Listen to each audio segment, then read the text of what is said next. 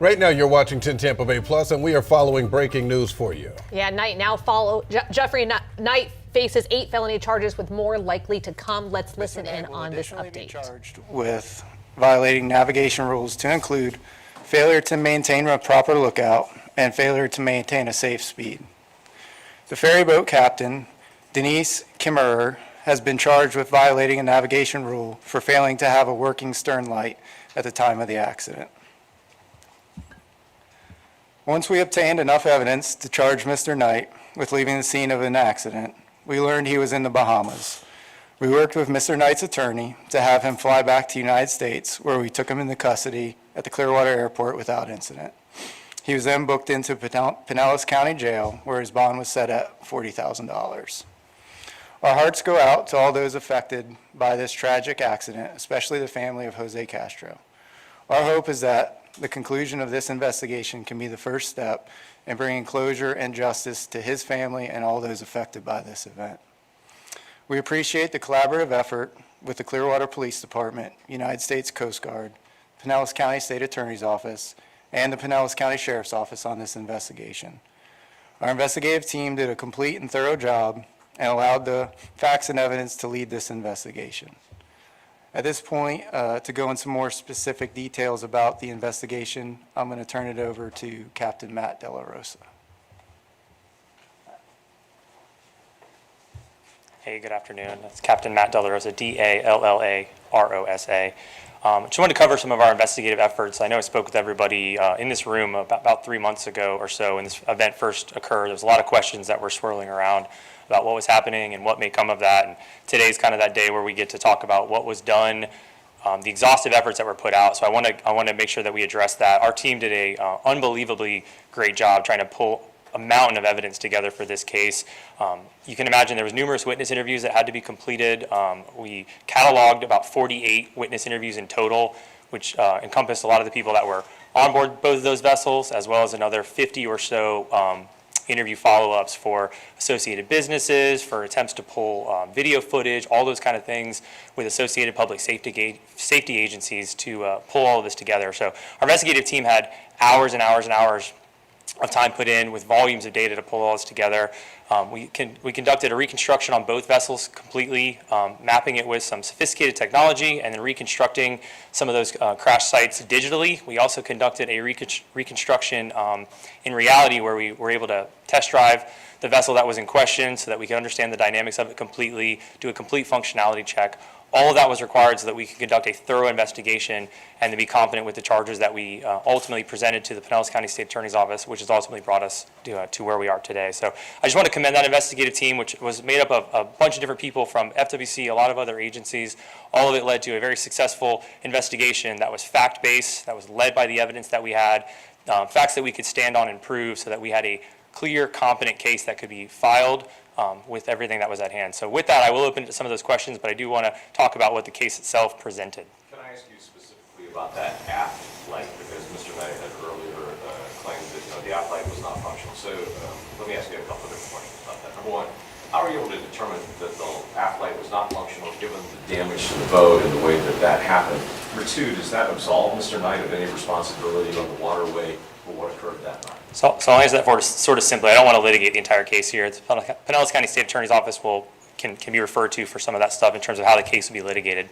Factually speaking, Mr. Kimmerer was charged as the captain of that vessel for not having that light present at the time of the event. That fact has been documented, and that's what those charges were for.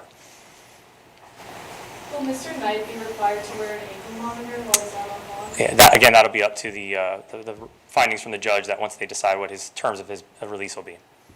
We had some people reach out to us saying that the investigation appears to have taken a long time. Can you speak to that? I know you said you were gathering evidence and trying to make sure you had facts, but can you speak to that part of it? Sure. Relatively speaking, this was a fairly expeditious event for us. Boating accident investigation, I talked about it in this room about 3 months ago, takes a long time.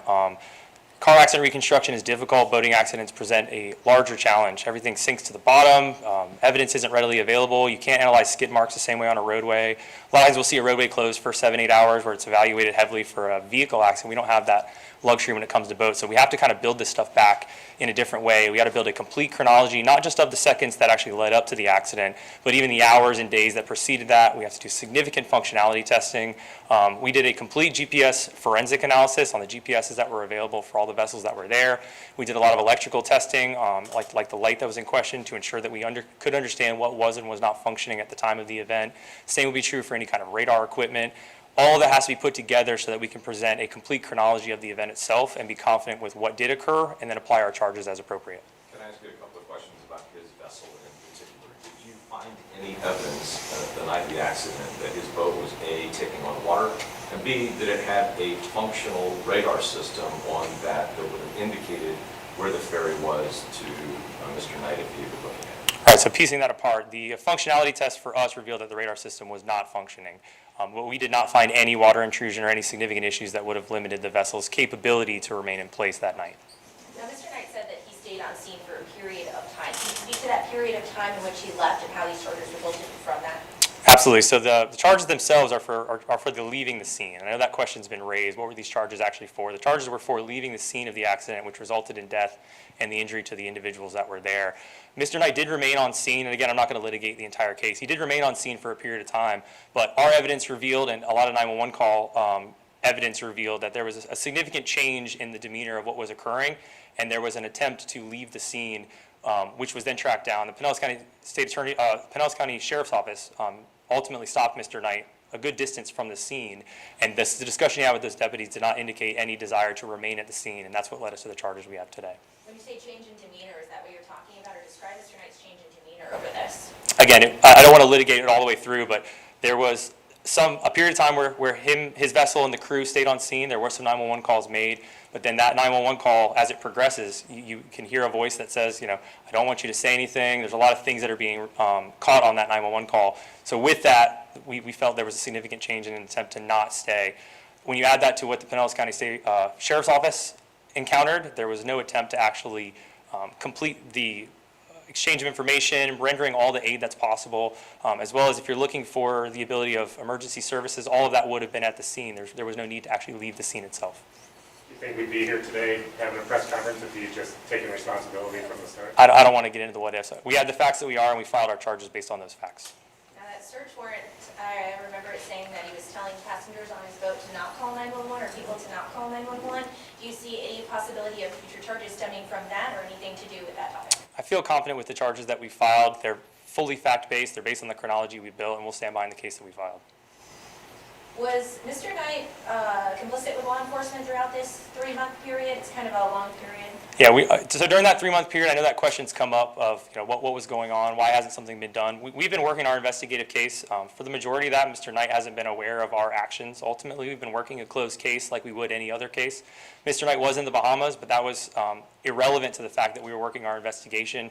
We made notification to his attorney, and he was cooperative with returning himself to the United States. What happens to his boating license? Is that already suspended? Any judgments based on the actual case can be rendered at the end. Did you guys have eyes on him the whole time while he was in the Bahamas? Because there was rumors that he might flee even further away, but you guys just... Yeah, we were working our case, and once it was time to file those charges, we were effectively able to get them filed with an arrest yesterday, so I feel confident with that. Can you explain the digital reconstruction? Were you able to recreate the collision that happened and how that played into it? So again, a lot of that's for courtroom testimony. I talked about it again when we were here 3 months ago. We map with a sophisticated laser system that makes data points all over the vessel, very similar to how car accidents are reconstructed, so that digitally those images can exist and we can kind of see how damage played out. I think I mentioned it the last time that fiberglass and these kind of metals move around different than cars do, so you want to be able to kind of lay that stuff out. What would it have looked like before? How did it kind of indent? What kind of flexibility was existing so that you can really place where people were and what would have happened in the accident, so we can explain the dynamics of the crash and understand what occurred. Mr. Knight, is that a misdemeanor charge? Yes, ma'am, that's a So misdemeanor. outside of the 3 misdemeanors, 1 for the ferry and then 2 for Knight for proper lookout and whatever the second Safe one. speed. Outside of those 3, which have to do with the actual collision, when it happened and like who, I guess, was at fault? Or and could any more charges stem from why the collision happened? Yeah, currently, the charges we filed are what we're happy with in terms of the investigation being complete at this point. If the Pinellas County State Attorney's Office wants to make any additional information, they can, based on our entire chronology and investigative report that was submitted. But the charges we recommended are what we talked about today. Can you explain to our viewers who, when we go back to the timing of an investigation, and, a lot of this through videos that we saw, through what we heard after the crash, and what, whether he left or whether he didn't leave. The people wondering at home, like, why evidence matters, and, like, when it all comes into play, like, how it's going to come into play for the courtroom. Can you explain, like, why it matters that you guys have sufficient evidence before making these arrests, and how that takes time? Absolutely. So ultimately, we wanted to, if there was a violation, and we said this at the onset, if there was a violation determined, we were dedicated to making sure that we filed whatever was appropriate. There were victims involved. Individual lost his life. We've been in contact with those families and those victims and understood their concerns and their needs. And we wanted to make sure that a case that we brought forward would be legally binding, but also would be based on facts itself. It's easy to move with emotion, unfortunately. It's a tragic case that someone had died, but we wanted to bring forth a case that was based on facts, that was supported by evidence that we could stand behind, and that's what we filed and what we've brought based on this arrest as of yesterday. During this investigation, were you able to determine how fast Mr. Knight was going? Yeah, so some of that will be kind of pieced out in the actual litigation piece of it, but all that would be in the GPS analysis that we don't need to necessarily cover line by line. You said his radar was not working. Was he required on that vessel to have it? No radar is ultimately required on recreational vessels, but it's a piece of lookout material, and it's part of what we would do in a functionality test. So Was there sufficient evidence about how fast he was going in regards to reckless boating, or did you not have sufficient evidence to bring a charge before you? no, so we brought that charge of safe speed because the navigation rule that governs safe speed says that you should be traveling at a safe speed to avoid or attend to a risk of collision. And based on the fact that a collision did occur, that navigation rule was violated.